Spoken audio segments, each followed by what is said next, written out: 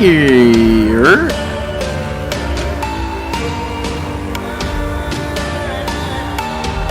What's up, chat? Man, we are crossing the finish line here. Here we go. Lots of last minute things to tidy up. Big slate, early start to the whole thing. How we doing? Happy Monday. The last Monday for a long time without some baseball in our lives. I'm looking forward to that. Already been playing around with the baseball spreadsheet.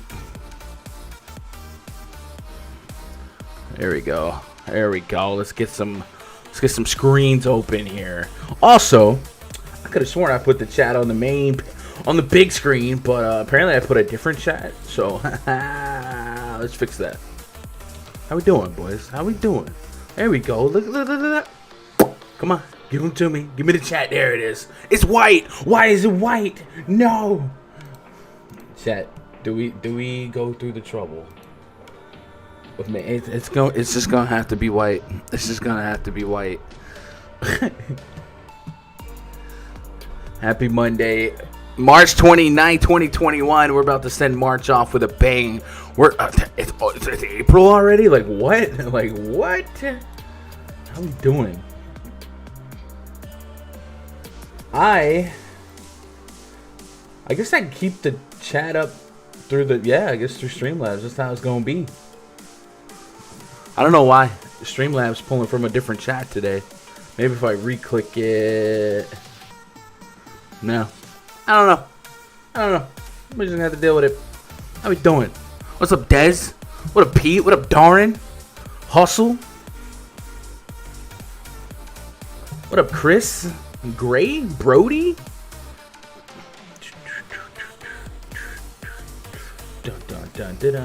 We good? Mic check, we good? Thank you, God, for this glorious day. Hallelujah. Yo, it's nice outside. Chat, I'm and we're getting to that awkward Texas time of year where I gotta start thinking about, putting the sweater cap down a little bit. I keep it cold in here, I do. But I just opened that front door. It was nice. I took the hat off and it felt good. It felt good. So, yeah. How we doing? How'd you guys do this weekend? You do all right? Some 3-game slate action last night on the main. I didn't really dabble with that one, but Saturday was really good. I closed out last week so good. I was like on a 4-day fire check, and every night I was like one player off of first, right? Got you feeling good about your MLB spreadsheets for the season? I always feel good about MLB spreadsheets. MLB is just so good. I love it.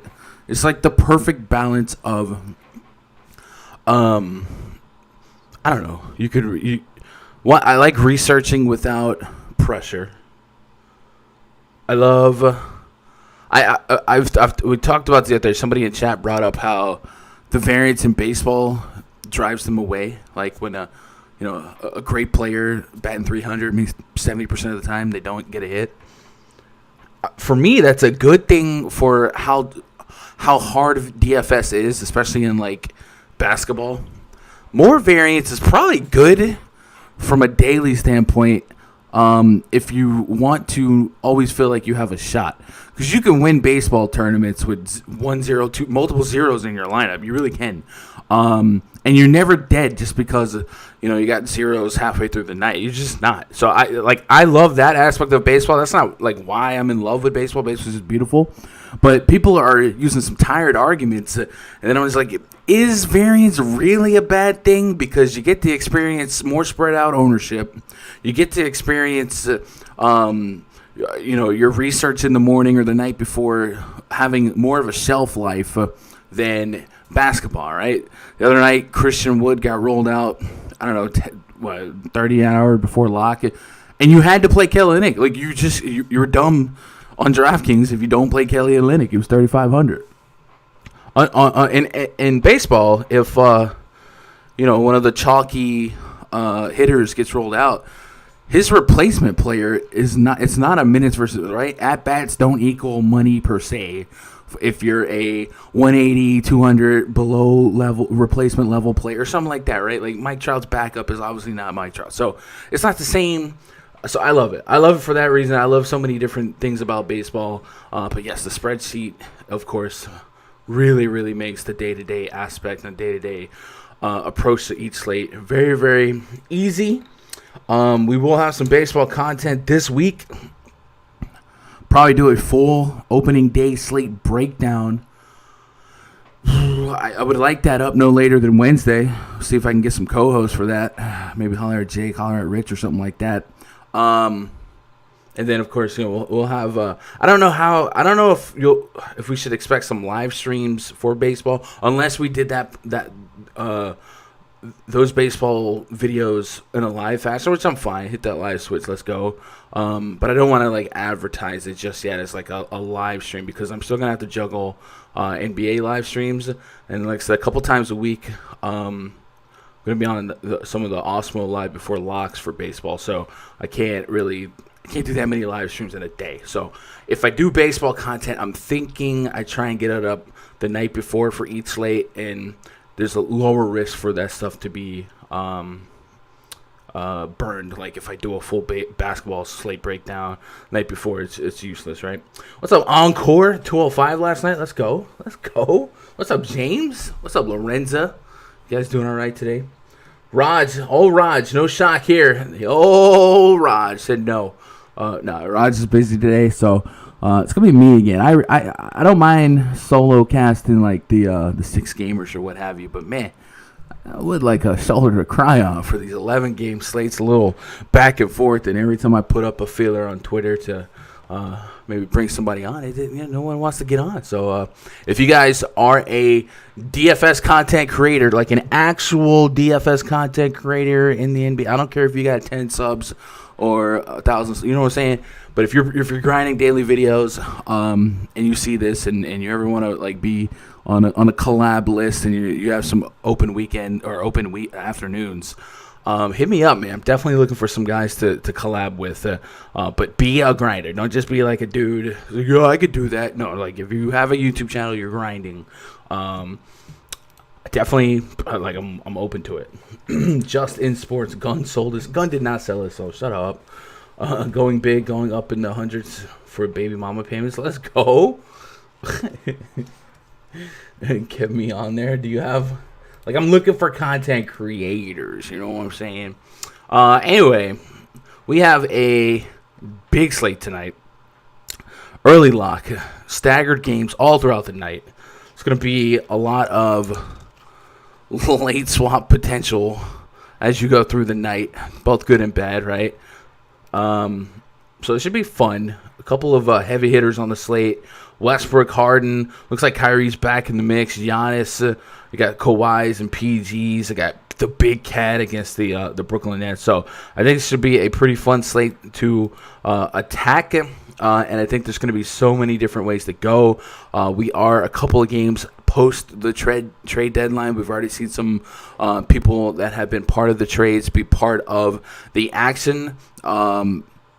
And maybe we get more of that today. We still have a couple of guys that are not ready to play for their new teams yet.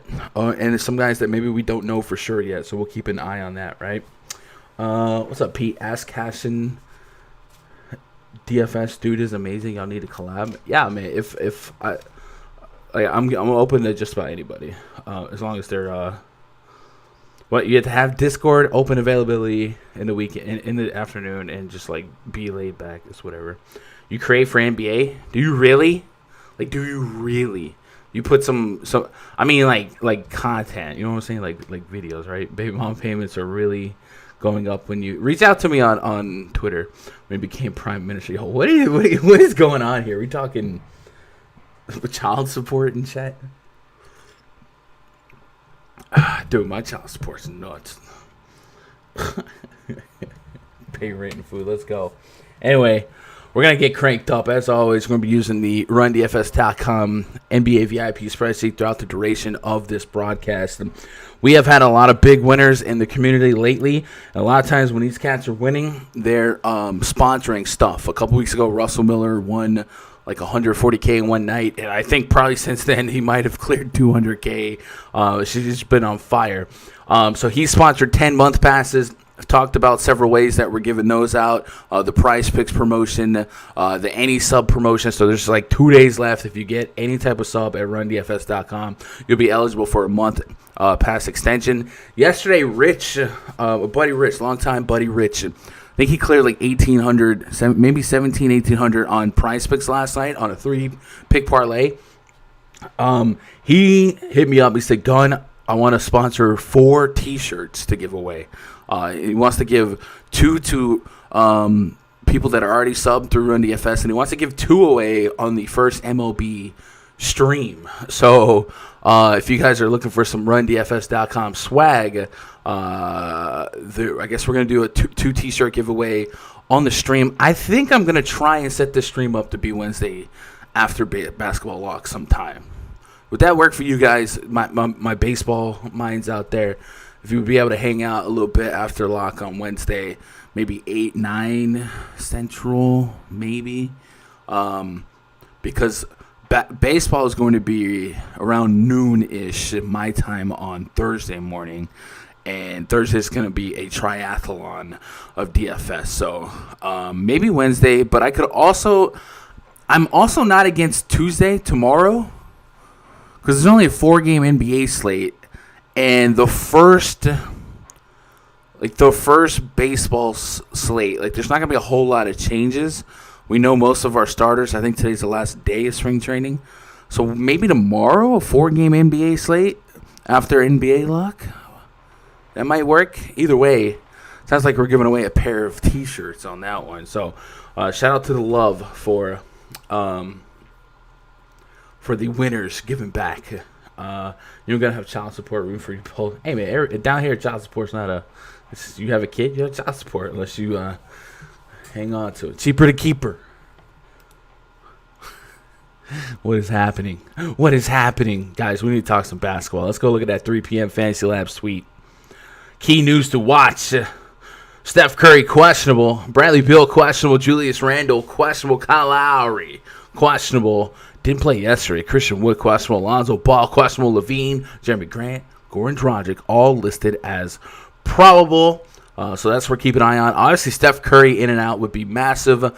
Bill's pretty significant because our interest in Russell Westbrook should already exist, but it goes up exponentially without Bradley Beal. Julius Randle being questionable is interesting because they lost Mitchell Robinson to a fractured hand the other night, and their front court might be really, really dry. Taj Gibson, Nerlens Noel, Obi Toppin, Kyle Lowry was out yesterday, and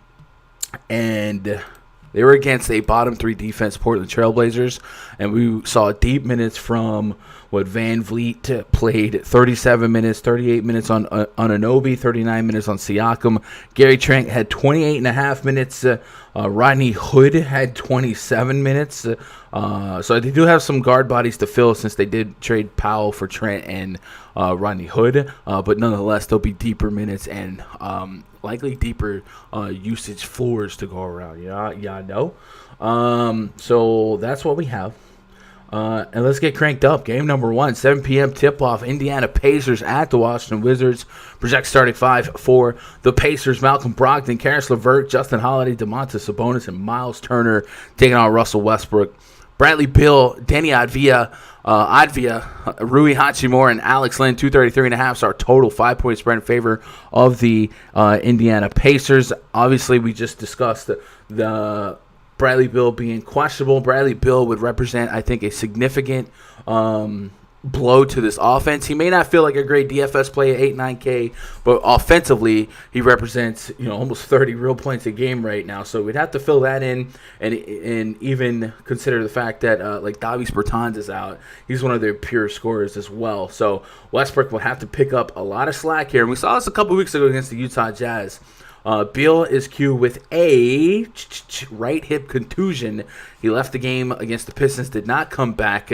He was questionable going into that night with a foot soreness, and then he took a hard fall and was holding his side. Wizards are going to play it safe here, and you have to think he's in danger of missing more time with the back-to-back coming up on Monday. So my man went in with a flat tire, came out with a dented door. So, I would say there's a above 0% chance here that Bradley Beal does not make this one, but I don't want to over-speculate here. Just know that's what we're dealing with. Should we not have some Bradley Beal, Russell Westbrook's usage will go up exponentially. You might see Garrison Matthews slide into that starting shooting guard spot, Denny there, and then it's Westbrook trying to lead the pack here of some uncomfortable names to click, but nonetheless, we have to trust we have to go with what we got, and that's the numbers, the cards that we're dealt with here. So I'm going to pull up the old on-off court tool on Fantasy Labs, and I'd be curious to see what's your guys' level of interest in terms of exposure for Westbrook would be here, right? It's so easy to put Westbrook in as high owned, but I also wonder, do we dismiss the potential blowout if Bradley Beal's out going against a pretty much healthy Pacers team, still missing TJ Warren? Let's put Westy on, and we take Bradley Beal off just in case, but we also know that's going to maybe give us a not pure sample because of guys like Thomas Bryant, guys like and Davis Bertans. Actually, we need to take Davis Bertans off because he does represent it. And since we're here, we might as well take off Wagner. And I'm not even going to take off Wagner. Let's take off Bryant. And already Westbrook's at a 40% usage rate. It's only 170 minutes. Not a whole lot to hang your hat on, but it's that's the eye test, right? Eye test is going to say he's going to do it all here. So I'm curious to see where you guys' level of interest and ownership would be on Westbrook at 11K.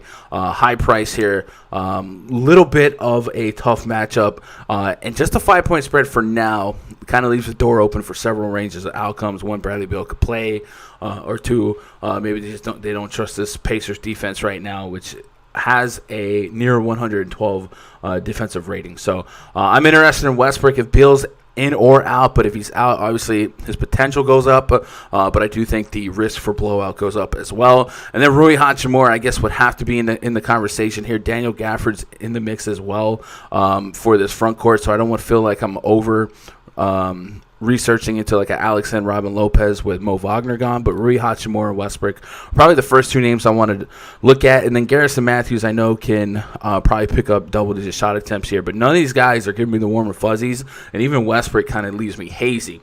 On the Pacers side, I think there's a decent range of outcomes with how talented this team is right now. Sabonis, LeVert, Brogdon, and even off the bench a little bit. So I think at these prices, the door's open for LeVert 40, but I'm not locking it. Probably like tier 3 exposures. I'm encouraged by what he's been doing and the shot volume that he's been taking. His median fantasy output at the end of the day has been like not what you want at 7K, but I feel like substance-wise, the shot volume has been there since he showed up. 18, 17, 19, 14 shot attempts the last couple games. So he's kind of finding his sea legs, but at 7K, I really am looking for a little consistency at 40-plus fantasy point potential on a big slate. I got to have the most. So he's probably going to be tier 3 into my pool, and where he lands. Right now, I'm just penciling down Westbrook, and we'll circle back based on the Beal news here. Let's see what you guys got. You guys like Rui. Rui, I think, is definitely worth digging into, because there's been a couple of games lately where it's just kind of like popped off, and the minutes have been extremely, extremely liberal. 35, 41, 34, 40. So with double-digit shot attempts, you got to imagine without Bradley Beal, more pressure on him to kind of pick up some slack here at 5'9". I'm looking for north side 30 fantasy points. I think it's there. It's not a consistent land, but it's there. So, yeah, I'd probably say Rui second, but Westbrook 1. But even then, I don't even know if they're like the high end for me. You know what I'm saying? Rich homie Quan, let's go. Oh man, I dropped a Rich homie Quinn reference the other day for Roman Quinn, is a Phillies outfielder, and I was just like, man, I can't sit here and do like the whole starting 9 of every team and have nicknames. That would just get weird. But I got some good ones for baseball. I wish I could incorporate them better. Message me on Twitter again. All right, cool. If I haven't responded after I go off the air, kind of like at me. Sometimes I have a message request folder on Twitter that just gets loaded, and I try to go through it every now and then, but I might forget, and I don't always get the alert. So sometimes at me. So maybe also at me after I get off there. I think Bill Respian front end of the back to back. I'm kind of thinking that too. Uncomfortable click, but Rui if Beal is out. So what do we have on this on-off on Rui? Rui is sitting at over a fantasy point per minute. Usage is 22%. That's fine. Assist rate, everything's low. The assist rebound rate is very Rui Hachimura-esque. But a 61% true shooting, I'd take that. I'm fine with taking some ganders on Rui here. At 5.5 on FanDuel as well, it's pretty cheap. So if you had a 25-35 fantasy point range of outcomes, I think that's fair. I think if I bake these minutes on him, I think 30 plus is a more median range of outcome if Bradley Beal is out. But I also feel like I wouldn't be too aggressive with having him higher than a tier 3. He's just one of those guys for me, right? Give me 3-man Pacers stack: Brogdon, Holiday, and Sabonis. You like Justin Holiday? I don't think it's a bad matchup. Obviously, the Wizards are such a bad defense, so I'm fine with that. I don't know that I could land there confidently, but yeah, if you thought Justin Holiday give you that shot, Holiday can shoot some threes for him. 3,800 on FanDuel. Can I get 12 points and a couple peripherals and maybe a steal or two here? Yeah, that's fine. What up, Rich? Yo, Rich, I was just bragging about you guys. Unnecessary roughness. That's Rich. Sponsoring a pair of giveaway shirts for the baseball stream and then for a couple Vipers as well. Rich crushing it on PrizePicks yesterday. What was it yesterday? You were betting on Enes Kanter real points, rebounds for... Who is the rebound pro? Is that the Darius Garland pro? I'm lost now. 11 games late. I don't think you need to stack 3 Pacers. Yeah, I probably don't don't get to 3-man stacking Pacers, but I feel like I could open up my lineups to have a max of 3 if my optimizer felt like I need to get there. But Holiday's not really on the short list there. I think it's LeVert. It's Sabonis 1 by far. And then a shot at LeVert, Brogdon. And then Miles Turner at 5'7", 5'9". Just feel like every now and then against the Wizards of Washington Place, Turner can pop a 30 there. I'm not going to force the issue there, but I do think with those minutes I can get there. Where's the bang? I'm out of bang today, man. I forgot the order. I'm slacking, y'all. My personal secretary. So we got the Whataburger Yeti coffee cup. I brag on Taco anytime I can use it. A couple years ago, Taco, longtime Viper at Run DFS, sent this to me as a Christmas gift. So it looks like a Whataburger cup, like I'm drinking soda, but I promise you it's coffee, and it's one of those. It's like this sucker will stay hot for hours. Let's move on to the next game here. Canner and Van Gogh. All right. Pelicans at the Boston Celtics here. Project starting 5 for the Pelicans. Lonzo Ball.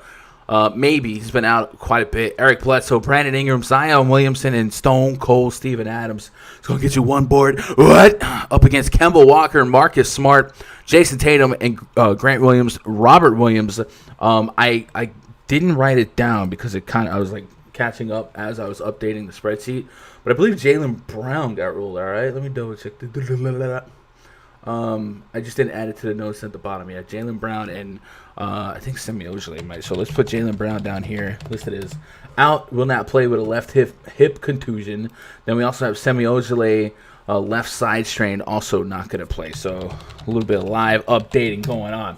So without Jaylen Brown, that's going to open up some minutes and opportunity for Kemba, for Marcus Smart, but maybe Evan Fournier here. He's cleared the NBA's health and safety protocols list, and it might be time for them to see what they got in Fournier, and this just might make things very confusing. He's 6,500 on FanDuel, kind of where he was at that Magic price. He's not somebody that's necessarily injured here. He should be fully conditioned, ready to go. So we might even project Evan Fournier to be in the starting lineup, and maybe like a Grant Williams turns into Tatum in this projected lineup. So keep an eye on that. I have Fournier at 30 minutes right now, point per minute, considering the Pelicans are one of the worst defenses in basketball. So I'd be right there. Maybe the Celtics make it a point to get Fournier involved, get him some shots up. Robert Williams, 27 minutes. This guy is an actual monster, the Time Lord. Very, very efficient per minute from a fantasy perspective. If you can get him 25, 30 minutes, you're likely to get well over a point per minute. We've seen 37 and 41 fantasy points in his last 2 games. This is the post-Daniel Tice era while Tristan Thompson is still down, and TT is still listed as down for 2 more games from a report from 2 days ago. So it looks like the earliest that TT would be eligible to play is March 31st against Dallas. So play Robert Williams while you can, because the opportunities, the window is probably closing. So look his way. On the Pelican side, Lonzo Ball is an impact player. If he's out, Nickeil Alexander-Walker likely to also start here, and then Zion and Ingram gets that boost in usage, and Zion Williamson is on quite the stretch here. I can't tell you how often I see fantasy people poo-poo on Zion because he's like doesn't hit value at 8.7, but from a real life perspective, he is putting together quite a stretch. 38 real points, 39, 27, 30, 26. Like, his real point floor is bananas. Averaging 7 boards a game here, averaging 42 fantasy points a game at almost 9K. I need a lot, and the matchup isn't something like I'm salivating over. But if Zion's out, I gotta ride the streak here and take some shots. Or excuse me, if Lonzo's out. I always say I try to think like Lonzo, but if Lonzo's out, I'm going right back to a little bit of Zion here. Probably start him as a tier 3. Might have the propensity to become a tier 2 for me. Lonzo and Jackson Hayes are being listed as questionable. Ball's missed past 4 games due to hip issues, which allowed A&W. Okay, so if Lonzo Ball does play, I would wonder what his leash would be. Because he was on a tear himself. He'd be at 7K, so I need 40 plus. I feel like if Lonzo did play, all of the big 3 from the Pelicans, Lonzo, Ingram, Zion, probably priced out of comfort to where they hit consistently together to make a splash in tournaments. So I probably really want Lonzo out to feel like I'm getting a good deal. And then if Lonzo's out, I'm okay with some shares of NAW at 5.8 on both sides. Yeah, I know. Ev Levert 1, then Sabonis. That's fair. I usually will rank high minute bigs over the guards, and that's just kind of my process because the bigs usually give us a higher floor based on peripherals and all that, and Sabonis will give us those rebounds. Whereas Levert's got he's a beast, but he can be a little bit more scoring dependent in this spot, right? I don't know what to do with this game gun. Fournier threw me off. I'm in on Fournier. If you're going to give Fournier a shot at Jaylen Brown's minutes, and maybe it's not a complete lateral minute-wise, like Jaylen Brown could have been a 36, 37-minute guy, but if Fournier gets 30 minutes against the Pelicans, I mean, come on, guys. It's the Pelicans. Pelicans have a bottom, 5 defensive rating? They're 3rd. And then Fournier, I think, is somebody that can stretch the court for him a little bit, shoot some threes. The Pelicans are allowing the most points via 3 points per game. So I don't really see a way where I'm not going to be interested in Fournier. Maybe there's a 28 fantasy point return that just meh. But I do think 30 plus is there, and so I'd put him in the pool here, probably splash him at a tier 3. He's going to be 4 position eligible, shooting guard, small forward, guard forward, 5 position with the util. So he's just very versatile in a really, really good matchup with Jaylen Brown out. So the opportunity is as great as it's going to get. And then Kemba Walker also pretty interesting here. And then Tatum is Tatum, 85, 86. I think it's worth doing an on-off court experiment. That's not the word.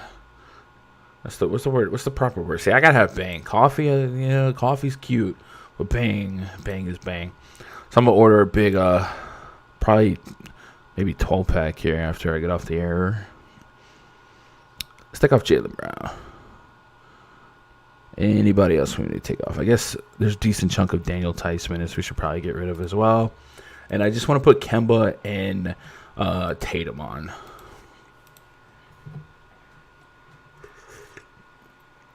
You think it's too early to put Fournier in the pool? Why, Casey? So, I don't think you're crazy to not love Fournier, but also, I'm not a believer in wait and see. I feel like the opportunity will never be greater to play an unknown, Fournier against the worst, bottom 3 defense, worst 3-point defense without Jaylen Brown. Like, I don't think, like, I don't think you're crazy, but I don't think this is like a wait and see process thing. I think I want to take some stabs at it just because of the opportunity of Jaylen Brown's shots being not, having to be replaced and the matchup being in the matchup. So, we got just six minutes sample size on that, so it's not even worth talking about. I'd rather go Smart over Fournier. I think that's completely fair. I think Smart will give you a higher floor day to day just based on his peripherals. But I don't want to give up on Fournier, man. I think there's an opportunity there, considering the matchup and no Brown that I'd buy into. But I'm okay with saying I'd rather have Smart in them. I just don't want to not. I'm just not gonna have no Fournier, but it's not gonna be like a lock, right? You know what I'm saying? If he pops 1% ownership right now on FanDuel, yeah, it's just opportunity. You'll just never get this chance. He'll probably become a 5K player day to day for the Celtics. Is what it is. But it's just a really good matchup and an opportunity for minutes without Brown. If Lonzo's out, NAW is interesting at 5'8". He's a chip in a chair for 30 fantasy points. And then I'm probably not getting too deep into the bench here. I really want to feel as great as possible with the guys in the player pool. The bigger their slate, the less plays we want, right? That's why if you're not on Fournier, don't play Fournier. It's just thinking out loud, right? The Pels have been horrific to wings and guards this year. No Ball. If Ball's out. If Ball's in, whatever, but they're still a bad defense no matter what. Lord knows Tatum's about to hurt me, man. Why can't I quit you? Let me put Tice back in the mix here, just see if I can get a sample size of no Jaylen Brown with Tatum and Kemba. 125 minutes this year, about a point per minute, and Tatum's at a 30% usage rate, so is Kemba. So I think you have to play some Tatum. I might even put Tatum as a tier 2, just thinking about the matchup. Hartenstein 46% on FanDuel. With Jared Allen out, JaVale McGee traded, Drummond bought out, no Kevin Love. I get it. They're like 800-point underdogs but I don't know. Give me Fournier play all day as my Bojan play. I think Bojan's a good comp, meaning that Bojan will go busto on you, but those days he hits, Bojan has 40, 50 fantasy point upside. We've seen that ceiling. It sounds crazy, but it's in his game log. I don't know that's probably a little too aggressive on Fournier, because I do think he's going to be more of a maybe catch and shoot here, if nothing else, but to start out as a catch and shoot guy. But it's a good matchup to catch and shoot. That's what I'm getting at. Who finished with more FanDuel points tonight, Tatum or Sabonis? Ooh, I think. Can we put an asterisk on that maybe? If Bradley Beal's in, Sabonis, and if Bradley Beal's out, Tatum, assuming that the Wizards put up less of a fight against a mostly healthy Pacers team. I'm with you on Tatum. Sometimes I get crazy heavy on Tatum, and then I have 10 fantasy points at half, and he finishes with 40, and I'm just like, ugh. Like, he didn't kill me, but I had so much hope. So that's probably where I put an asterisk on Beal as the contingency plan there. I'd want to play some Sabonis for 38 minutes of great matchups against the Wizards, but I want Beal to be in to kind of believe that the Wizards keep it close. Tatum already said he's ready for tonight. Is this a date circled game? Maybe I'm missing out on a narrative. Smarten me up, chat. Punting with Wade or McDaniels on FanDuel. Okay. T-Wolves at the Brooklyn Nets. Project 25 here for the T-Wolves. Ricky Rubio, Malik Beasley crossing over with Anthony Edwards.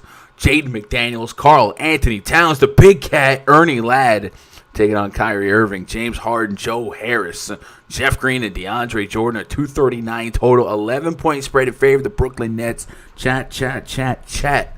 Brooklyn Nets, defensive rating, 114.1 on the season. There's so many scenarios for this game. Like, Nets they got army guns, right? Still no Aldridge here, but they got Blake here. They got Kyrie back. T-Wolves are going to be one of the worst defenses in the league as well. What T-Wolves show up tonight, chat? do we get the Malik Beasley, Anthony Edwards, Cat offense can't miss? Ricky Rubio's that veteran point guard creating plays, keeping this game close, or do the Nets live up to a double-digit point spread and this game gets a little lopsided? Because the heart wants what the heart wants, and I want to play Cat aggressively, and I want to play centers against the Nets aggressively, and I think Cat would destroy DeAndre Jordan.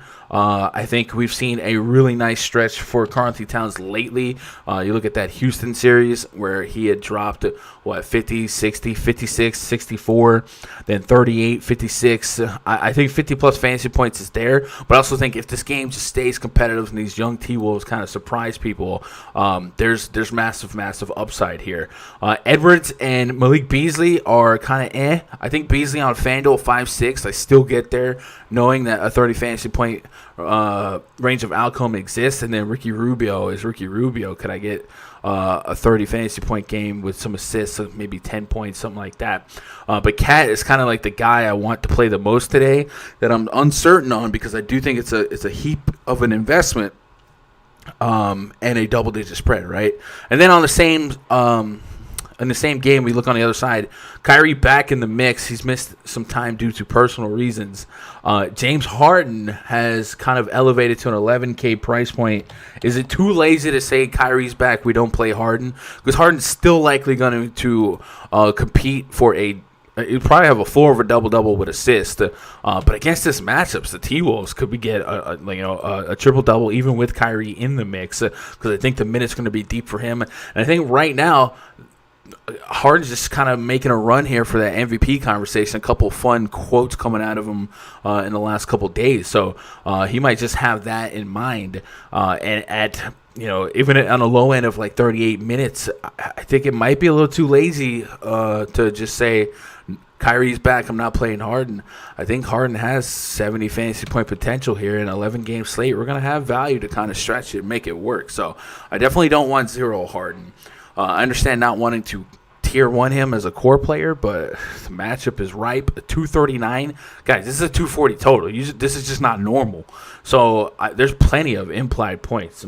See what you guys got here, because this is I'm wanting it. Fans are allowed in the Garden tonight. Boston's about to go crazy. Okay, let's go. All right. Ingram versus Tatum. I like it. How much help does Tyler Johnson need? Okay. Add me. Wait, Raj is finally here. Chat. So do we even want Raj? Chat. Do we even want Raj? All right, we'll drag him in here. Yo. You're late. Well, not everyone can make 7 figures like you playing DFS. Okay. So we got context. Oh man. So the Timberwolves are playing the Nets. The Timberwolves are playing the Nets. Kyrie Irving is back. So I think Kyrie's the guy I think you can play at that price tag. I think there's still some room there. Harden, I heard what you were saying. It seems like a little lazy to just kind of scratch off Harden because Kyrie's back. But if we're playing Westbrook against Indiana, and I think with Beal, he's so questionable. But if Beal plays, what's the difference between playing Harden with Kyrie? The matchup in a is better the matchup's better for Harden. Yeah, matchup's better for Harden. So I feel like Harden, he's going to be a play. He can be the highest scorer of the night any slate he's on. So don't hate it. I'd say if you want some of him, this massive of the slate, sure. I don't think you have to be too high on him. I think 20% is fine. On the minutes, so just him and Kyrie, not going to play. Blake Griffin, 5300, he played 20 minutes last game, not going to get there. Nobody else for me on that team. Minnesota side. Malik Beasley back, it definitely takes away, some usage away from Anthony Edwards, who's kind of, doing his thing. I think it's fine. I think Beasley on FanDuel is still in there for me. What's his FanDuel? It's like 5. Okay. Yeah. Okay, the 5Ks, yeah, he's fine. And you mentioned Cat, 9,900 on DK. I think you still play him. It's just I think you should against Houston. He took 11 shots in the second game of back-to-back. Still got 56 DK, like fantasy points, which is wild. But he took 11 shots. I want consistent 20 shots, which he's been doing. Brooklyn elite matchup. I think you can go right back to Cat too. Apparently Kyrie Irving had a baby, by the way. That's why he was out for this little stretch. Baby mama or wifey? Fiance, Marlene Wilkerson. Okay. Little baby game narrative? What? I mean, yeah, 9,800 baby game. I'm out for the baby game narrative. Yo, he had a baby. You know how many people were like making fun of his mental health? They all have an apology now. Yeah, I think I'm giving up on that one. Yeah, I'm kind of with you there. Also, pour one out for Nick Claxton, bro. Like, what the heck? Why do we need Aldridge, bro? We got Claxton. He's playing well, Yeah, Claxton's really good. Same with I don't know. Yeah, that's kind of where. So, do you think this game's competitive? A ridiculous total.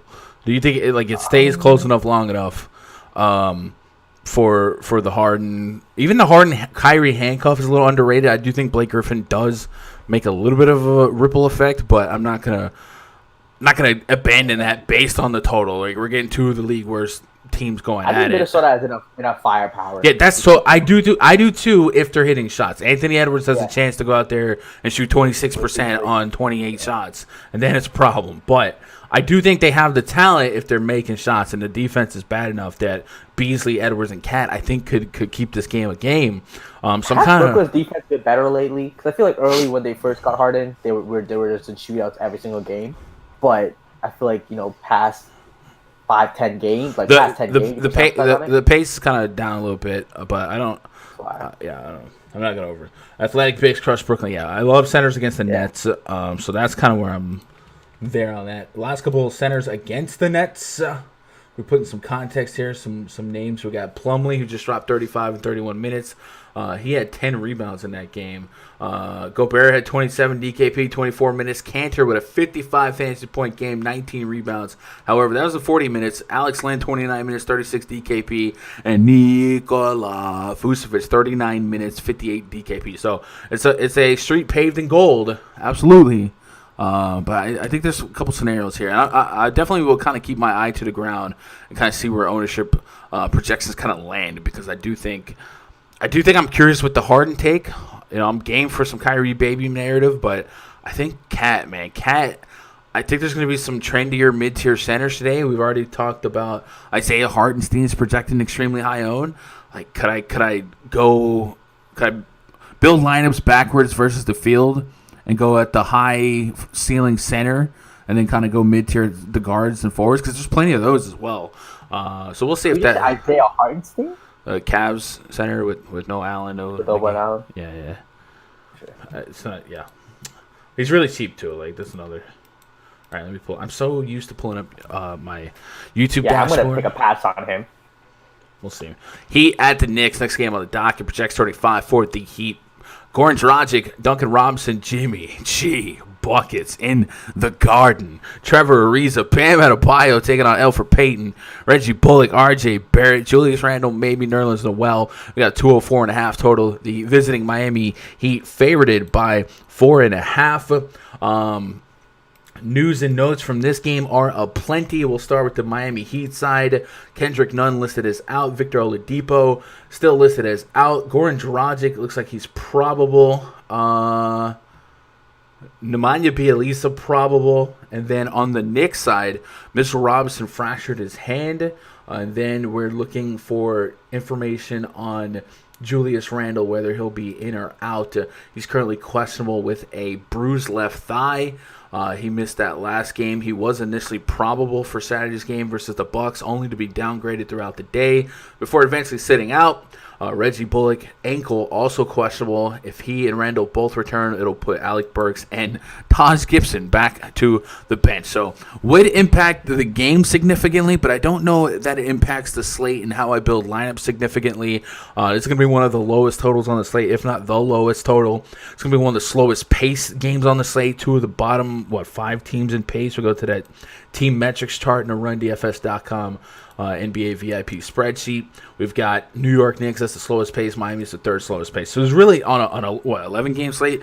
There's not a lot to love here. I can get behind some Jimmy Butler, none, more of a point guard kind of guy, 9'3", 90K. Put him in Madison Square Garden. Like, I can get behind that, but that might be it.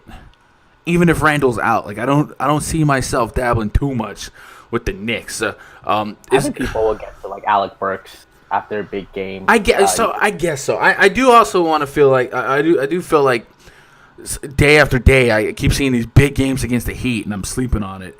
But I guess that Milwaukee game was like a perfect scenario in the sense of it was Milwaukee without Giannis, Drew, Middleton, so they're looks like scrubs. But that game was also only scored like it was 102-96. It wasn't exactly a high scoring game. And RJ Barrett, Alec Burks, Taj Gibson all kind of got there, smashed at their price. So I mean, this Miami Heat again, not as defensively stout as we like to think with the names on the team. They are a team. They give up with the second most points via the three ball. I think. If I look at the metrics, the second most points in the league via the three ball. The Knicks don't really shoot the three like that. Like, what Reggie Bullock? Like they score 36.3 points per game via the three ball. Yeah, Barrett's a mid range guy. Burks is more of a mid range guy. Attack the basket. And with Derrick Rose in the mix, like I guess if Reggie Bullock was out, we could talk about Alec Burks a little bit. But are you really getting a 7K Alec Burks on FanDuel today? No, you're not. Like you're just not. Like maybe it's a mistake to be that short-sighted or stubborn, but no, like you're not playing Knicks. 11-game slate, you got to make some cuts here, right? You can't be that thin, and I'm not gonna I can't. I just can't. Even like no Gibson, like Noel could play 30+ minutes with Gibson in a Randall-less front court. I just don't know if I'm even getting there. So I think it's Jimmy Butler or bust for me in this game, and maybe a loose case on Goran Dragic with none. But I think it's really just Tyler Hero would play the most minutes. That's what I got there. I got Hero for the third most minutes on the team. Chat. Are you guys with me or against me on this one? I don't like I said when we're talking about these games. There's no right or wrong answer. We're all just talking about our approaches. And my approach is 11-game slate. I gotta make some cuts. With Jimmy Butler though, Raj, honestly, where do you land on Jimmy Butler? No matter what, 9K. This is 50-point potential. Yeah, I mean all days he's been uber consistent when guys are out. I mean he's usually good for a 50 bomb. He has a 130 against Phoenix. There it's Phoenix, so it's fine. So I mean, I like a 9K. Going to have some, especially if, you said none is for sure out. Dragic probable. Even if Dragic plays, he hasn't really touched 30 minutes in a while, so I'll only probably give him 25, 23 minutes. So I think it's a ton of kind of playmaking duties for Jimmy Butler. Have him in the pool. Could be a 20%er. Mm-hmm. Bam Adebayo, too. I mean, I think at his price, 8,300 on DK. Past 3 games, 36, 32, 35 minutes. You give this guy those minutes, it could be a 50 bucks. A little context there. I mean, they were post a Olynyk trade. But Bielisa is active. I don't know if Bielisa is going to be like a minute guy for them.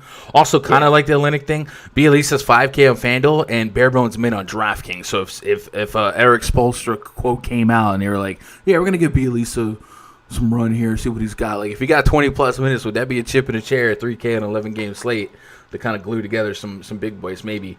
Lorenzo says D-Rails will be every line for me at the price on DraftKings. Derrick Rose is 4,900 on DraftKings. I wouldn't talk you off that ledge. I probably am not there, but that's why we're here. Dad says I'll be leaving this New York Miami game alone unless I can get some value. Dragic maybe. Towns needs 60 fantasy points min to make it worth it. I do agree with that, Onkur, but I think it's plausible and maybe plausible. Maybe it's possible, but I don't think it's like the matchup's definitely there for Cat, right? 11-game slate, many players are going to have great games. Noel should be one of the best values on the night if his rebound share should go up. No Randall. But Noel's not somebody I expect. So Randall represents minutes and rebounds, but Noel's not. Noel's a dunker, guys. Noel's not going to be shooting mid-range and threes like Randall. So don't expect him to really make up for anything but a couple of rebounds. He's just not that dude. Really, the Noel heyday was like the Ish Smith make his shot, alley-oop stuff. Like, that's just what it is. So I'm with the thought process that Noel might minute his way into like a solid play, but it's not my favorite matchup. And like you're gonna have to he's gonna have to get there on probably less than 10 points, but even 10 might be a little aggressive. So I don't think you're crazy to think Noel, but don't like immediately because Randall Noel is going to be a great thing. I do think the Noel minutes should be just safe no matter what without Mitchell Robinson if he had that hunch. But it's possible to even suggest that Noel benefits more from Randall helping him out with some shot creation, you know. D Rose played 29 minutes this last game. That's encouraging. If Reggie Bullock was in, though, they got Peyton, Reggie Bullock, Alec Burks, D Rose, Emmanuel Quickly. They got a lot of guards. So I would really feel a lot better if one of those guys was out. But I don't think, I think Derrick Rose at the price is fine on both sides. I don't know that I'm personally that stuck on it, you know. He will be around the rim for chip in a chair double. Chip in a chair double. Hey, Adebayo not no slouch now. Okay. All right. Okay. Raptors at the Pistons. Project starting 5 for the Raptors.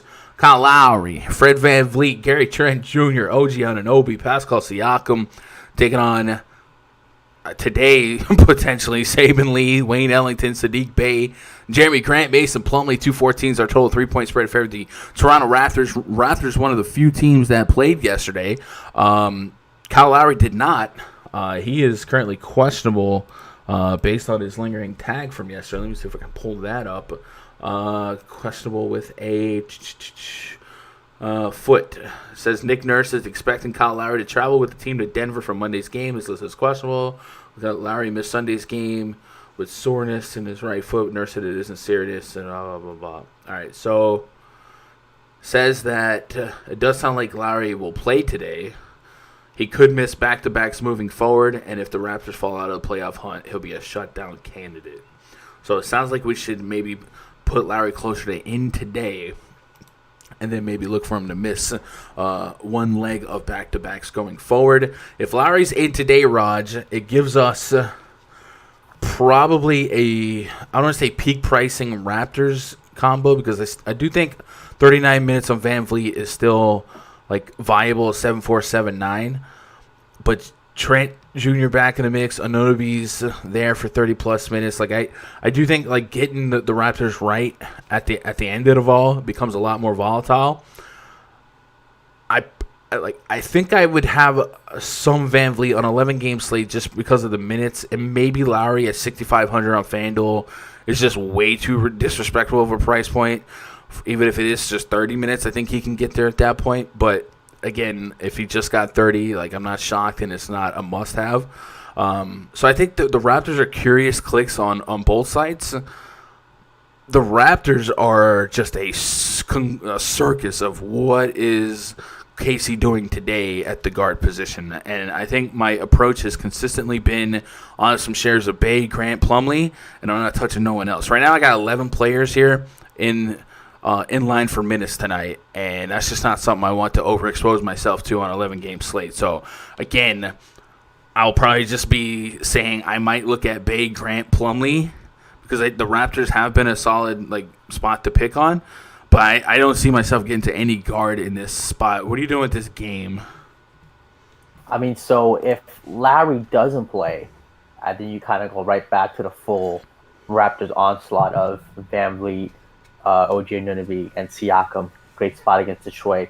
I think they all seem, almost even a little underpriced. Siakam 7,800, VanVleet 79. With no Lowry, I think they're all. Okay, so reading what we just read, it sounds like they expect Lowry to play. So I don't want to get too caught up in no Lowry. It's possible, but I don't want to get too caught up in that. I mean, yeah. So if he plays, I want to be. They're fully healthy. Again, if you can have, I think Siakam's still a 50 bomb, 7,800. No Norman Powell. Past 4 games, 43, 51, 53, 39 against Detroit. I can see a 50 bomb from him. So I'll probably have some Siakam. Probably more Siakam than VanVleet. Boucher is an interesting tournament player, 5,200. Definitely has some tournament winning upside there. If all he needs is the minutes, so that's more of just a tournament play. No confidence in that one. Detroit side. I mean, this is a team. Raptors are a team I want to target. Jeremy Grant listed probable, so he's going to play most likely. Dennis Smith Jr. is out, so I mean, point guard wise. Stop. Whatever you're doing, stop. We're not getting to guards. Don't even. I'm just saying, he played 29 minutes last game. I'm not getting to him, but that's an intriguing minutes thing. Mason Plumlee at 6,300. He tends to have some big games, so if you want to take a shot at him in tournaments, deep fields, don't hate it. But I don't think any of these Detroit guys are really tier 1s or tier 2s for me. So I'm running a little bit of a test from this season on-off court tool. I took off Norman Powell, and I put on Van Vliet, Lowry, and Siakam. It's about 318 minutes sample size, so not a whole lot to hang your hat on. Team has a defensive rating 108.5, an offensive rating 109.8 with those three on the court in this scenario. Siakam leads the trio, the triangle, at 28% usage, and they're all about a point per minute, and Siakam's rebound rate is only 1% higher than Lowry. So they lean on Aaron Baines in that scenario. They lean on Chris Boucher in that scenario.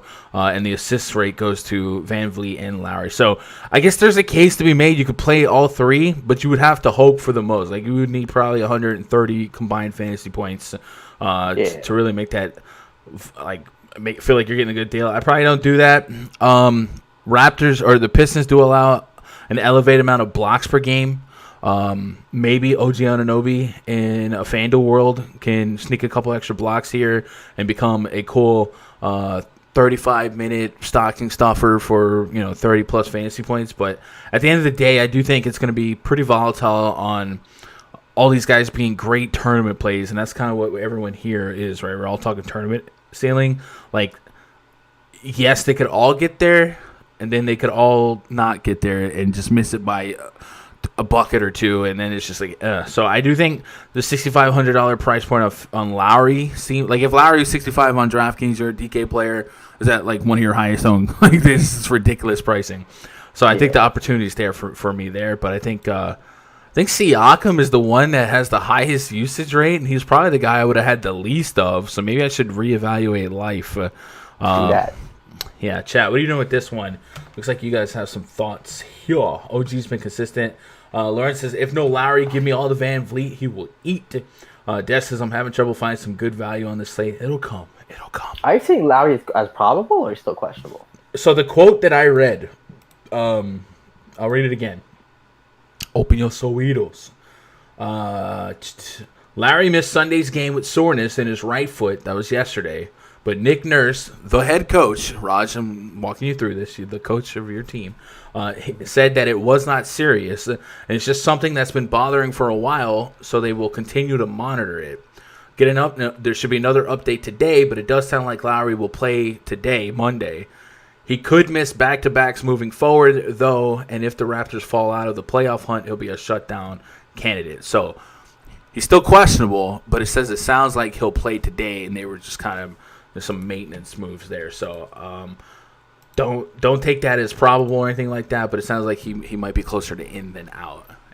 If he's out, it changes a lot. So I guess we could say if Larry's out, you're loading up on Van Vliet, Siakam, and then coin flipping some shares of Anunoby and Trent maybe. Last night there was people flirting with like Malachi Flynn, and I don't think I'm getting there. But real. Yeah. Samuel is a PG value. I like that. I like that, but I also don't like that because it seems like Dwayne Casey's pulling names out of the hat of who starts at point guard today. We've seen Rodney McGruder. We've seen Frank Jackson. Today we could see Corey Joseph, Ham Diallo. You know what I'm saying? Like, there's so many guys that on 11 game slate, I'm just gonna hands up, let them go. I'm gonna make my mistake somewhere else. If Lowry's out, play Van Vliet over on the rebound prop. 3-point spread is what we got now. All right, let's move on to the next game here. Memphis Grizzlies at the Houston Rockets. Project starting 5-4. The Grizzlies, Ja Morant, Grayson Allen, Dylan Brooks, Kyle. The Andersons got tickets to the game. How'd they get tickets? Jonas Valanciunas taking on John Wall, Kevin Porter Jr., Daniel House Jr., Jayshawn Tate, Christian Wood. 226.5 so our total 8-point spread in favor of the Memphis Grizzlies. Looking at and for information on Christian Wood, did miss the last game, kind of a surprise miss, which made Kelly Olynyk a must play on DraftKings. He was dealing with an illness. He is questionable today with that same illness. If he sits out, it will require a team-wide effort to replace his production. Kelly Olynyk benefits as a fill-in starter, while Jayshawn Tate, Kenyon Martin Jr. should also earn extra minutes. That is from the 28th So that was a report from late yesterday. So there's a chance Christian Wood doesn't play. If Christian Wood doesn't play, we saw Kevin Porter back in the mix last game. We should still expect deep minutes on John Wall. And we've seen some games lately where he's taking mid-20s, almost 30 shots. And I think if Christian Wood's out, you can kind of expect the responsibility to still be there if that's that's a range of outcomes. 82, I'm looking for 40-plus fantasy points. So I probably wouldn't high-tier anybody here. I think Kelly Olynyk has still not gotten to the price that maybe he should be if Christian Wood was out. 4,400 on DraftKings. I still take some of that. I also really like centers against the Rockets right now. I do tend to stay away from the Grizzlies based on their propensity to be a team-wide less than 30-minute other than John Morant projection. But I still think Jonas Valanciunas is 7'3", 7'7". Like, there's still a world where 45, 50 fantasy points exist. We saw what Cat was able to do in back-to-back games, 56, 64, with and without Christian Wood. Siakam, 43, DKP in 36 minutes. Moses Brown, 33 in 29 minutes. So I still think there's a world that Jonas Valanciunas has a tournament shot at 50 fantasy points, so I probably leave him in the mix. And then John Morant. There's been a couple of high-minute games from him lately. He played like 38 minutes in that Utah game. But I think in the middle, the Andersons, the Brooks, guys like that, 11-game slate, I got to be really, really picky. And I don't think I land here on the Grizzlies other than some J-Val, some John Morant. And on the Rocket side, if Christian Wood was in and I put him at 32 minutes, would you play him? And if he was out, is Kelly Olynyk somebody that at 4,400 on DraftKings you would go wild with? I don't think, like as a more of a FanDuel player, I don't think I'm going to have to go too crazy with Olynyk at 5K. But I am going to have to meditate pretty decently on what to do with John Wall at 8,200. Your thoughts, Raj? I think DK, I like John Wall at 8,300. Tons of usage here. Going to check the shots. Good matchup. So I like him for 45 plus here. I think he has like a floor of 40, 8,300. I'll take that all day, every day. You mentioned Christian Wood. He hasn't been as consistent as he was early in the season. But obviously he's coming back from injury, so as the minutes rise. The last game he played 36 minutes, got you essentially 40. But 8,400, there's definitely some upside there. But I think the John Wall, Christian Wood handcuffed together, going to play those guys together, and if they have kind of ceiling games, can get you 100, 110 fantasy points combined. You'd love that. So that's an intriguing spot. I'm probably not going to play anybody else from Houston. No Kelly Olynyk if Wood plays. If Wood is out, I think I go right back to Kelly Olynyk at a good amount. 4,400 on DK is just too cheap for him, and he's power forward and center eligible there. So I like that multi-position usefulness. And in Memphis, it's just John Morant for me and nobody else. So I was gonna say, like, the more I think about like Jonas Valanciunas, like, it sounds good. Yeah. But I think the mid-tier center spot today is gonna be pretty powerful. I think the high tier is powerful. I just think there's a lot of volatility in J-Val, and even if I got like a 45 out of it, I feel like I got a good play, but I don't know if that's like the tournament winner. So 12 minutes last game, looks like Chad suggests it's because they went small. I guess maybe that was a PJ Tucker at the 5 lineup. But John Morant, you say John Morant, but do you really get to John Morant today? Yeah, I mean, you probably have to play like 50 lineups to get to John Morant or 100. Like, he's just the only guy that'll see 35 minutes in some matches. Yeah, he would easily day-to-day lead them in minutes, for whatever that means to you. But yeah, the volatility on the far right column there is up there. So I need that 40+. And even then, like I said, these tournament slates, I'm going to need 50-point potential here and there. I think he has it. But logistically, when I'm making 20 lineups, he's probably not there. When I'm making 50 lineups, he might be at the door. I don't know if I'm opening it. So it probably have to be like a deeper shot here. So yeah, no Grizzlies here. What's up, chat? What up, Crispy? How you doing? He says, what's up, Raj? Kelly O is going to drop 50 last game. I definitely like Kelly O, and it might be a little lazy to just write off Kelly O because he is forward eligible, I believe, on DK at that price. He might just get some run regardless. And maybe he has a shot at 30, but yeah, if Wood is out, you just have to play him on DK. Lee is chalk. Saban Lee is chalk. I mean, I understand the thought process behind it, but I also understand how ridiculous Casey's been with this guard situation. You know, one game Lee could play 7 minutes. Next game he starts at 24 minutes against a top matchup, Washington Wizards. Like, it's just so many moving pieces that I just don't trust it. Like, I don't. So if Saban Lee is the chalk value guard of the day, I'll probably just go YOLO on it and hope it goes busto and it cripples 30% of the field maybe. Let's move on to the next game here. The Dallas Mavericks at the Oklahoma City Thunder. Project 35 for the Mavericks.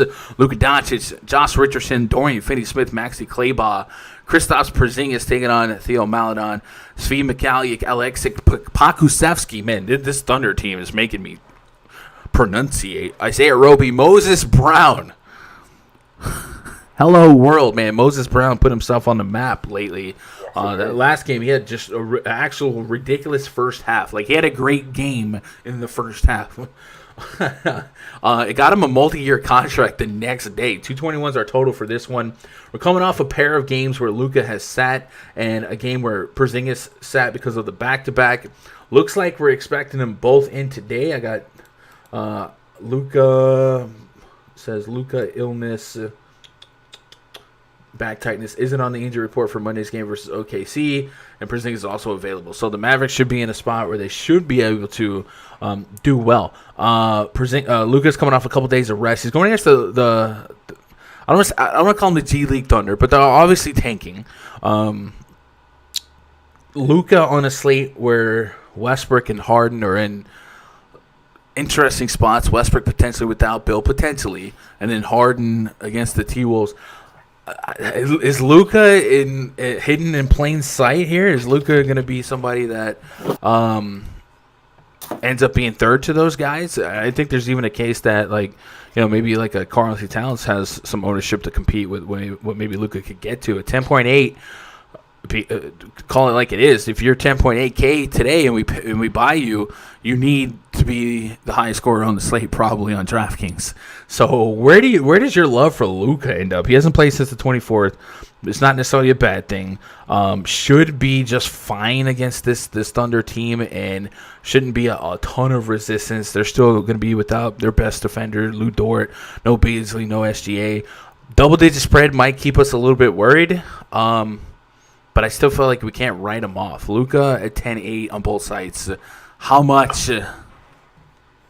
I'm not like in terms of like these studs. I'm not in love with one over any one particular guy. So I wouldn't mind just having kind of like the same amount of a Luka, Giannis, Harden, Westbrook. I'm not. Yeah, in principle, that's not crazy. Yeah, if you have this is a perfect day to have a core of like 6 to 7K players, like those like a Marcus Smart. You know, it's just an example. Just like a 6K player that you think, all right, this guy's gonna show up, and then you could slap those other guys in there where they fall. And you could be pretty versatile, and that's why I love FanDuel, because I'm probably gonna have lineups with 2 to 3 of them in existence. Where DK, you just kind of have to be balanced with it, and wherever the value is, that's where you land. And there's also a case to go completely balanced today as well. Rod, you weren't here, but Jaylen Brown being out against the Pelicans, pretty significant. Potentially Evan Fournier, 6K play. Guys like that. Jason Tatum, 50-60 potential. So there's not, like, I don't feel pressure, right? The pressure to go out there and get these studs isn't as high today on an 11-game slate, because I do think there's going to be multiple ways to skin a cat. So with that said, I think Doncic is third to me behind Harden, Westbrook, but he has a case in my mind right now to overtake Westbrook's spot.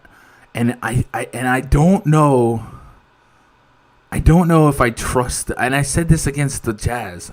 Remember when the Wizards versus Jazz, like no Bill, it was like there's no way Westbrook and nobody keeps it close, and they won. Like Westbrook and nobody keep it close against the Pacers, and that's what I'm struggling to believe. So no, they keep it The close. spread is only like 5, so it's possible. Meanwhile, like Luka's on the right side of an 11-point spread. Okay, now we got the Luka discussion out the way. What about Porzingis 7-9-8-1? Is guys like Tatum just gonna like bully you away from this area? Zion Williamson potentially without Tatum Zion. and Zion definitely like more, but I think Porzingis you can keep in the pool. Again, in 20 lineups, I probably don't get to him, but OKC, good matchup. 8,100. He's playing the minutes, 38 minutes last game. I mean, you give him 35 minutes, 8,100 could definitely be 45 plus, and you'll take that all day, every day.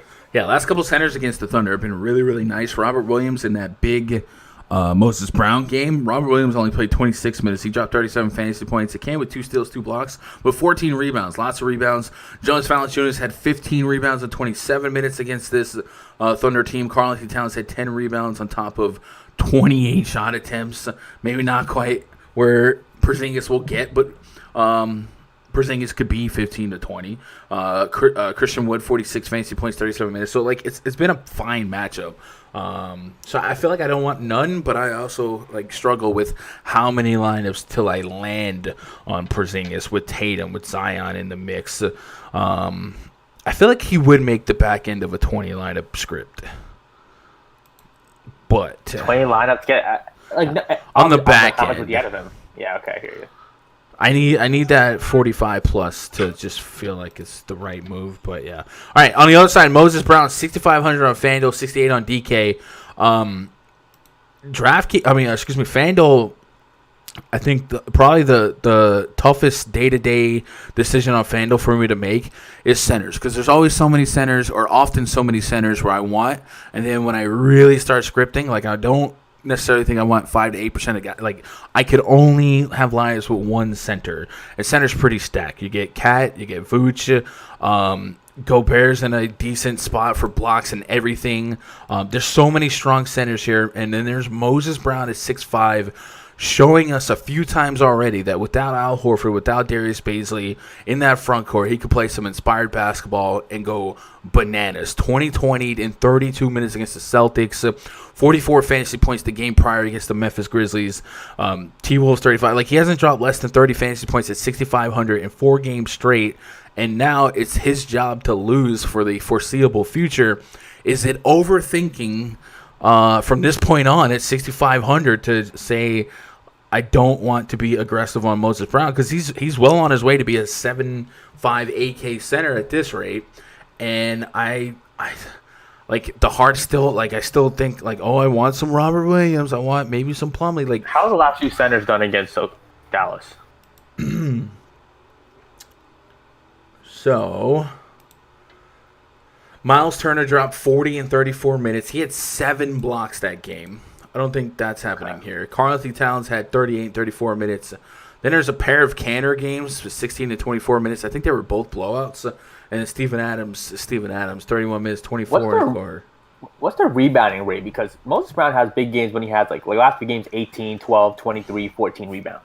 So they're pretty bad offensive rebounds, and the defensive rebound is a little less than the Thunder, about 77.8%. So average at best, I believe, would be the term I would use there.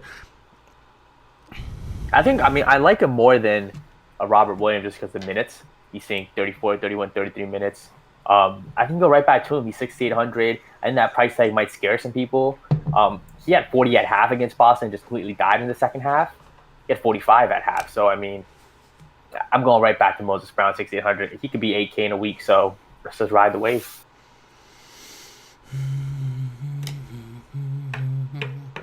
I'm torn, man. I'm torn. Chat, what are you doing this one? Dad says I'm loving Zingas against OKC. I love that price on him. That's going to keep his ownership so down. Because it feels like 5,900. He'd probably be chalk. But is he, like, is Moses Brown not already going to be popular based on the last 4 games? You have pivots to Robert Williams right at that price tag. You have, I think people are going to pay up for center too. I don't think he'll be that chalk at all. And this massive big of a slate, I don't think he'll be over 20%.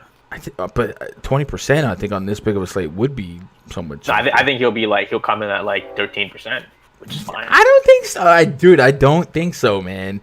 My man had 40 at half, bro. Like, this guy is going to have the buzz on him.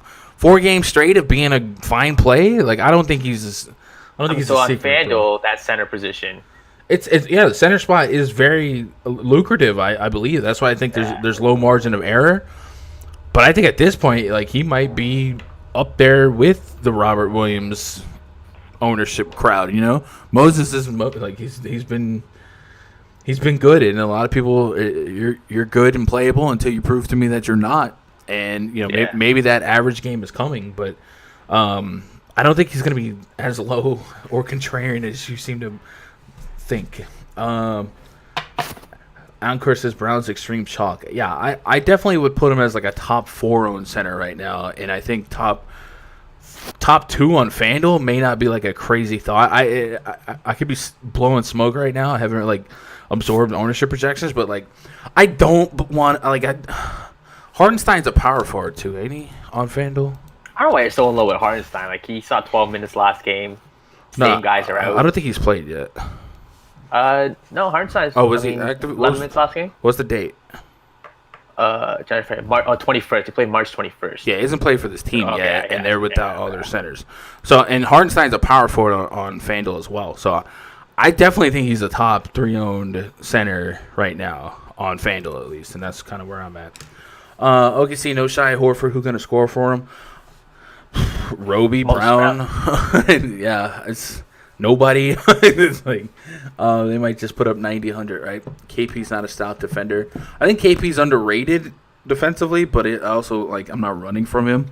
Like, KP could still be like a high block guy. Maxi Kleber can be decent, but at the same time, like, I'm not running from him. So 25% right now on Brown. Yeah, I can see that.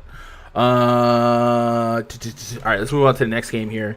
The Kings at the Spurs.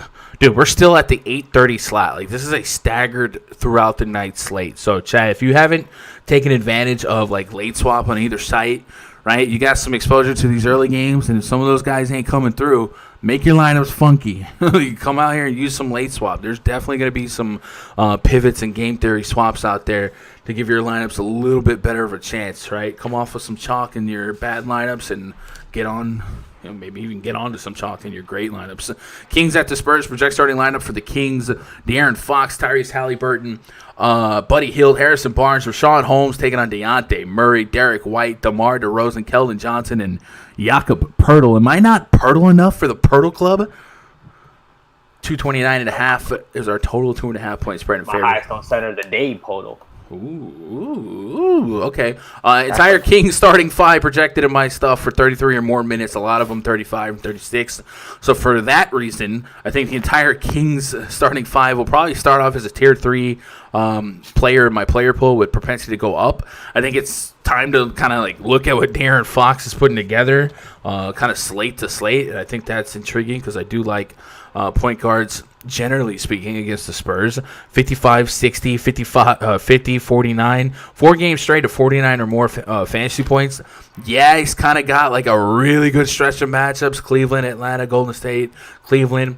But with this rotation being what it is, with the pressure being on for him to play 36-plus minutes, I'm absolutely fine to keep on playing him. San Antonio on the season has been a top 4 matchup for fantasy points to opposing point guards. So De'Aaron Fox just might continue to be underrated in this spot. And at that price range, you can look at Kyrie and be like, I want Kyrie baby game narrative. But hey, there's a pivot right here in Fox to be had. Halliburton and Buddy Hield, I do think like their ceilings could compete with each other, but they're both so cheap that there is a world where they coexist here. 5'5", 5'8". I mean, this is a really cheap starting 5, all things considered. Like, Fox and Holmes will cost you, but Barnes, Hield, Halliburton, there's minutes and a Kings defense that's so bad that it forces their offense to kind of keep them in it. And it's a 230 total, essentially. And we definitely don't, like, run from the Spurs. So all the Kings are in play for me. Any Spurs run back here? DeRozan at under 8K on DraftKings has a 40-plus fantasy point range of outcomes. And then you say Jakob Poeltl. Jakob Poeltl, 27. You think he's tier 1. So I think 30 on fantasy points. Yes, I like the 2 centers on DK today. 30-plus minutes against Sacramento, 5,700. And then you're getting great leverage off of guys like Robert Williams and Moses Brown. Mm-hmm. I think it's a great spot.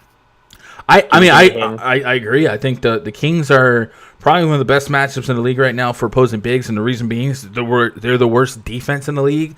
Lots of rebounds to go around. Their defensive rebound rate pretty bad. They also give up a decent amount of steals, and Jakob Poeltl doesn't really get the love that he should probably on defense. So maybe some blocks and steals in here as well for him. He had 3 blocks, 1 block, 4 blocks. So the blocks are there, giving him kind of a decent floor. Minutes sitting around 30. I don't disagree. I do feel like maybe the ceiling isn't like as high as I want it to be, but I feel like the floor is a rock. So, yeah, not the craziest thing you ever said. What about these other Spurs, though?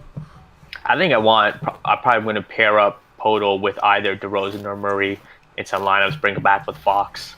I probably won't play Murray and DeRozan together, but I think one of those guys definitely has a 50-point fantasy game against Sacramento today.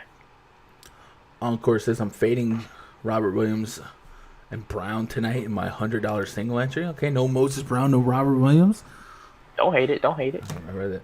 The most underpriced, consistent bid on the night, says Lorenzo Jakob Poeltl. I'm with it. I'm definitely not in disagreement. With the Kings being what they are, though, worst defense. Like every night we look up, almost full team stacks are hitting against them. Should we have more love for these Spurs? Dejounte Murray, DeMar DeRozan. I like Murray, DeRozan, and Poeltl. That big three I like, and I think Vessel I can't think of his name. Lonnie Walker's out, so I think there'll be more minutes. Maybe for a value guy, Patty Mills, 25 plus minutes against Sacramento at 4,300. There's not a lot of value that in love with today. So him at 4,300, don't hate that. Yeah. Okay. Game stat 3-3. 3v3. The thing with Sacramento, I like Fox, and after that, it's just Holmes is just priced up where it's an uncomfortable click. I get it; he can smash that price still, but just not a comfortable click. Buddy Hield has some meat on the bone there, 6,400. If he gets hot, he can definitely have a game for you. But Fox is the one I'm most confident in at that price, just showing consistent returns. All right, let's move on to the next game here. Utah Jazz hosting the Cleveland Cavaliers. Project starting 5 for the Cavs: Colin Sexton, Darius Garland, Isaac Okoro, Larry Nance, and Isaiah Hardenstein. Maybe this is completely speculated. I haven't had this confirmed yet. Up against the Utah Jazz: Mike Conley, Donovan Mitchell, Bojan Bogdanovic, Royce O'Neal, and Rudy Gobert. We got a 219.5 total, a 16-point spread right now in favor of the home team Utah Jazz. That's disrespectful to the Cavs. No, it's not. No, the F it's not. Literally stop what you're doing. Literally stop what you're doing. I see what you're doing. Now effing stop it. You're kidding me? They're losing. They're going to be without probably their best player today. Probably. You could argue he's 2, but he's definitely 1 in my book. They're at Utah, the toughest matchup in existence right now for the league. If Sexton a dog, though. He ain't gonna go down without a fight. You're out of your mind. The Cavs come into this game with the second worst offensive efficiency in basketball. They're going against the Jazz, who have the 3rd best defensive efficiency in basketball. The spread is the spread. Like, this is a dominant home team. You can say what you want to say, but you're not about to play Colin Sexton, Darius Garland, guys like this. If the Utah Jazz decided, hey, this is a pickup YMCA game, let's give a Conley the night off or something like that. You know what I'm saying? If Snyder was like, let me do this. But right now, Isaiah Hardenstein might get some ownership just because Jared Allen projects to be out and whatever. And that could be the spot like who filled that spot the other night? It was a backup center against the Jazz with everyone out. Was it the Nets guy, maybe? The 10-day contract guy from the Nets that people were like, Marquise Bolden did that? No, it was anyway, Chad, help me out on that one. But maybe you're just a guy that goes out there and soaks up minutes and he does whatever he does. Dean Wade could also be in the mix, but you can't like much from this game. 11-game slate. Are we really getting this creative? No, this game is just a fade for me. It's a 10-game slate. Larry Nance is intriguing. I mean, he's been good to me. But if this game does blow out like that spread at 7K is tough. But I just don't like predicting blowouts. I think the Cavs maybe keep it close for 3 quarters, and I think Larry Nance could be a centerpiece of that movement. So Larry Nance has 40 plus fantasy points tonight. Don't be surprised. Alize Johnson. That's what I was trying to think of. He came out of nowhere for the Nets the other night, and it was just like that was the game with no Harden, no Kyrie, and they just let the scrubs go out there. So, I mean, like you might get that for Hardenstein, But Jesus, am I getting there? I'm hoping not.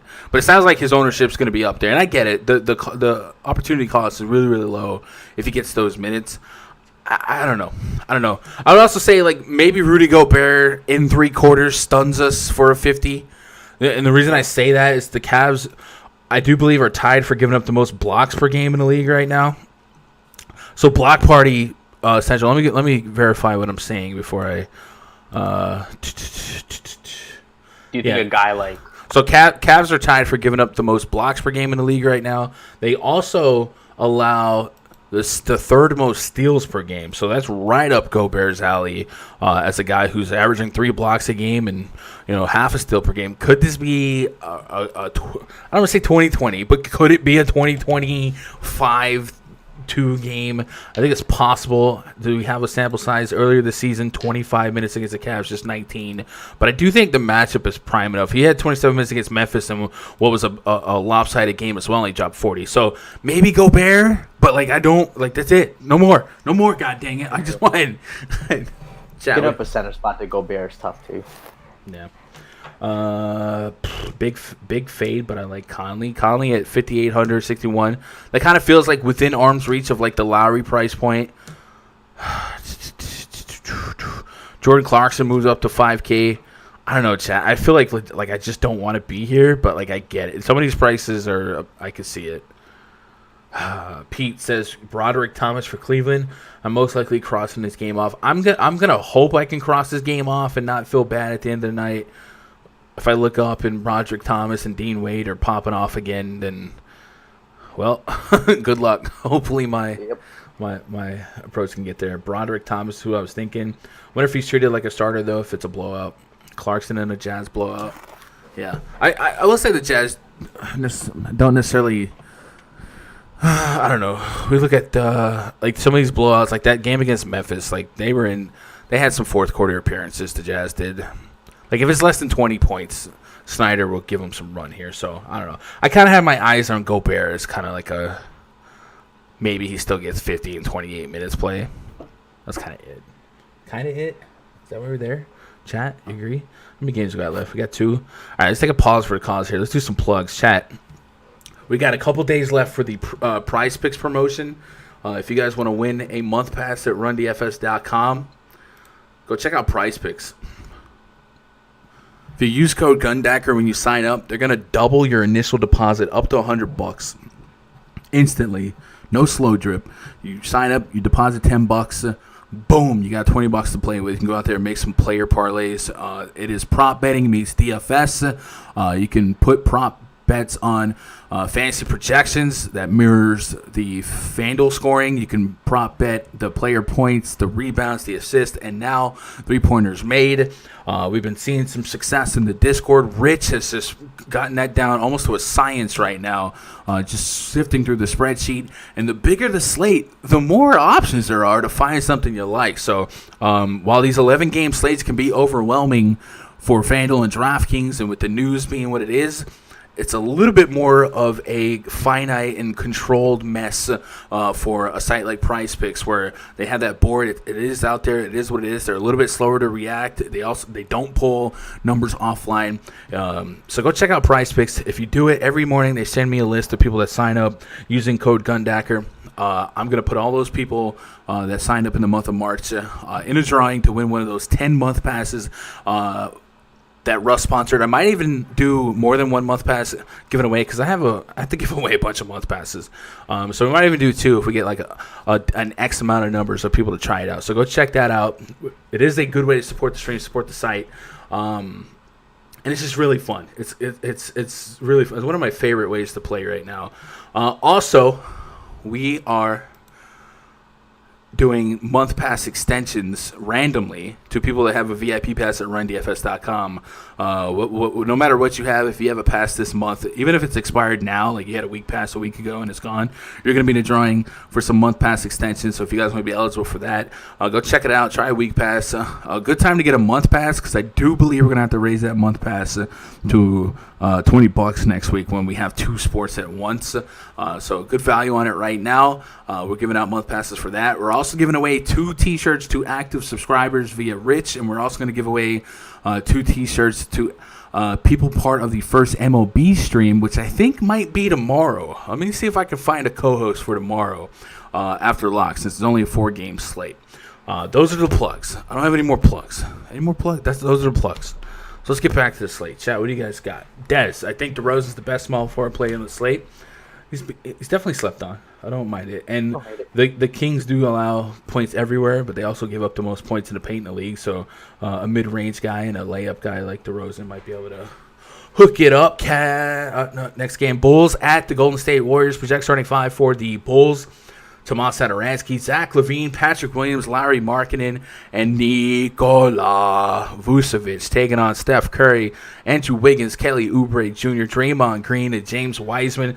227.5 is our total. A 1-point spread in favor of the visiting Chicago Bulls. Steph Curry questionable. He's missed quite a stretch of games.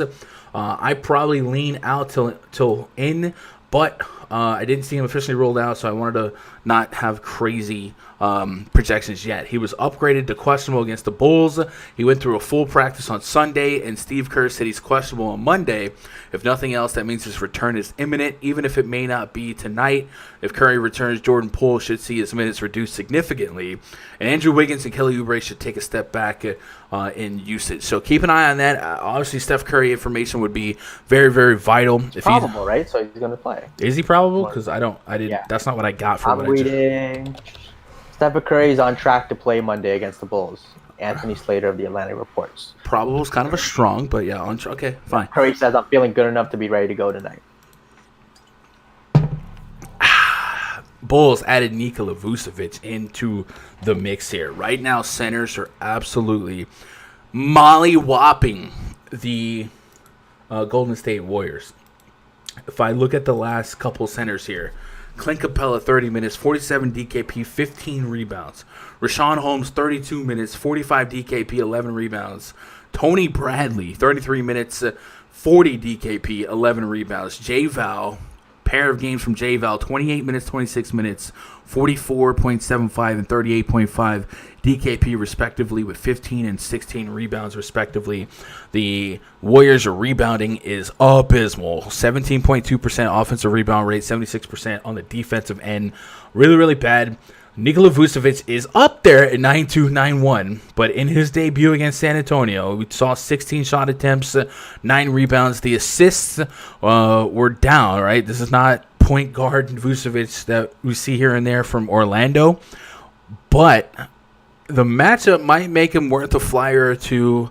I think I'm going to still think that maybe he's an 8K center with a full staff Bulls like LaVine and guys like that.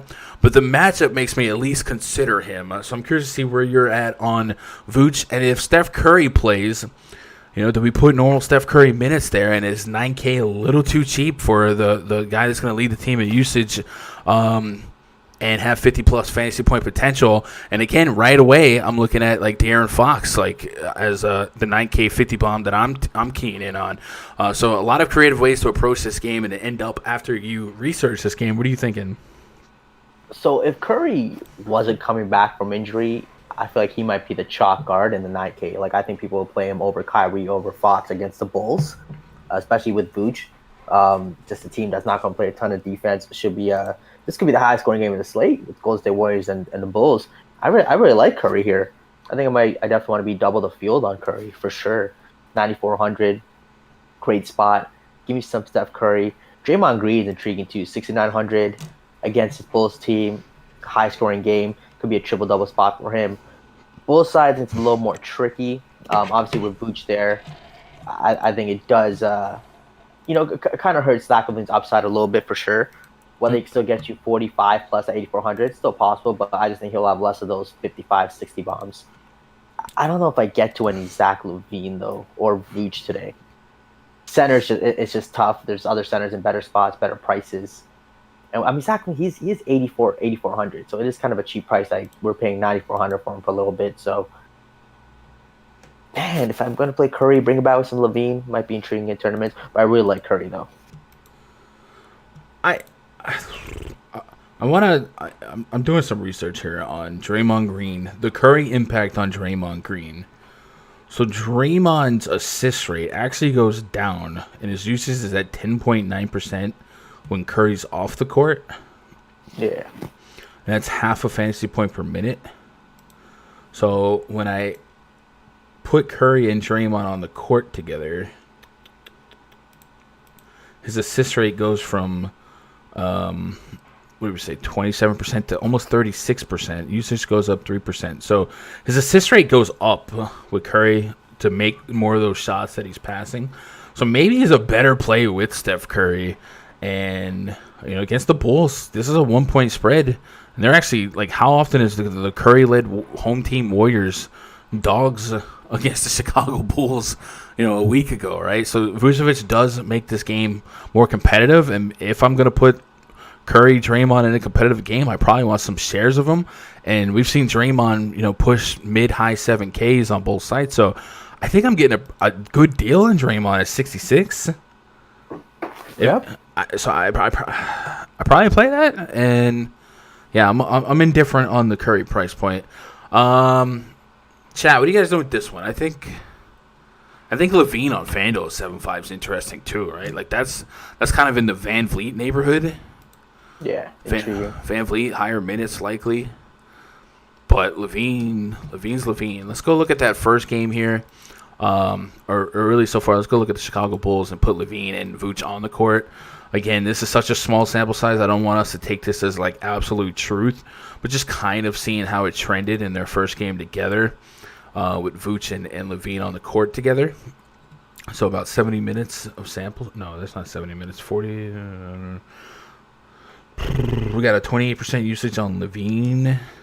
I feel like this isn't right. There's been 3 games. It's showing 3 games. About a fantasy point per minute. Vooch was about a fantasy point per minute. 20% usage rate. 25%. It's not enough sample size yet to react to it. And then let's go pull up a popcorn machine on that Chicago game against San Antonio. Levine ankle so sore, maybe. Levine, Vooch.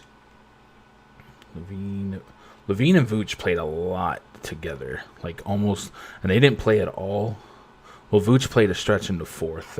Levine didn't play at all in the fourth quarter, and that's where Vooch picked up 9 and 3.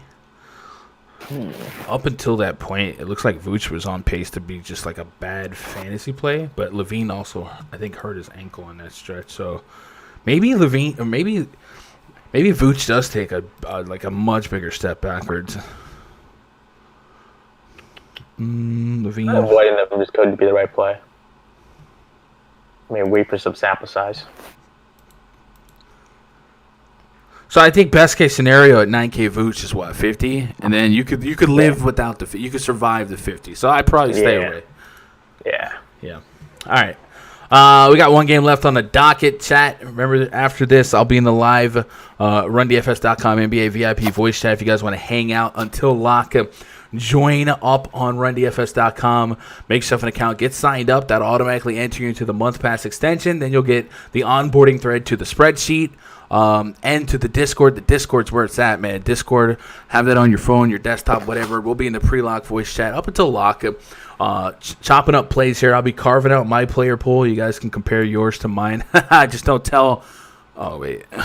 She's probably going to. If you guys want to see where I end up tonight, I like to carve out my player pool process-wise into Tier 1, Tier 2, Tier 3s. These are all the 5K and above players that I want in my player pool. And then my core value and my risky value. If you guys want to see where I'm at, compare yours to mine, you can do so. And I have that for DraftKings as well. And then, of course, the projections that I have for DraftKings, FanDuel, Yahoo, and PrizePicks will be accessible. I probably hit those updated on a rolling 30-minute basis. So lots of cool stuff. And we've had a couple of new blood members in the last couple weeks, and it sounds like a lot of them are sticking around. I've seen a couple of them hit their second and third try here. So again, we've been here for years. There's a reason, man. People seem to appreciate what we do. Bucks at the Clippers. Main event tonight. Project starting 5 for the Bucks: Drew Holiday, Dante DiVincenzo, Chris Middleton, Giannis Antetokounmpo, and Brook Lopez taking on Reggie Jackson, Paul George, Kawhi Leonard, Marcus Morris, and Ivica Zubac. We got a 231.5 total, 2.5 point spread in favor of the Clippers. This game, I mean, it features two offenses that could hold their own here. The Bucks coming off a all-out rest game 2 days ago, and the Clippers, of course, they're coming off a slate. That slate where Paul George and Kawhi were like dueling 50 bombs, and here we are, main event again. There's a world where we get 2 to 4 to 5 viable tournament lucrative pieces. So obviously on the Bucks side, Giannis Antetokounmpo is the first guy we want to discuss. Not a bad thing to be high in a tournament with Giannis Antetokounmpo left, right? Like, he's one of the highest point per game players you could have. Maybe you want some of that. Drew Holiday, Chris Middleton, I think minute-wise, they still enter the conversation of viability. Probably a lot less invested in those two. Giannis, I think, also just might be a tier 3 for me at the end of the day, but they're still extremely viable. And then on the Clippers side, Paul George, Kawhi Leonard, we're still looking like we're going to be waiting on Rondo to make his debut. Serge Ibaka and Patrick Beverley still projected out. Lou Williams not on the team. Paul George, I got him at 36 minutes. This is a fast-paced matchup, and you're going to need pure scorers like a PG. So I like him. I don't hate the thought of a Reggie Jackson. I don't think I act on that. But Paul George, Kawhi, right back in the mix. And Kawhi's on the south side at 9K. And he's an interesting pivot, I think, in that DraftKings range to Jimmy Butler. Because Butler's sitting at, 9K? And Kawhi is $100 cheaper. They could have a similar range of outcomes with Kawhi having, the propensity to drop a 50 bomb. So how much Kawhi, how much PG, how much Giannis, I think, is the question at the end of the night to kind of close home your lineups. This game also the same time as that Warriors game, by the way. I mean, so Giannis, again, could have the same amount as him as Luka Doncic, as Russell Westbrook, unless Beal gets ruled out, or James Harden. Just one of those days where all these studs aren't really kind of separating themselves from each other. So, again, I don't want to be lazy, but just 20%, 10% of it, just kind of same match in the field is fine. But do I really want to play any Drew Holiday or Chris Middleton today? It is the Clippers.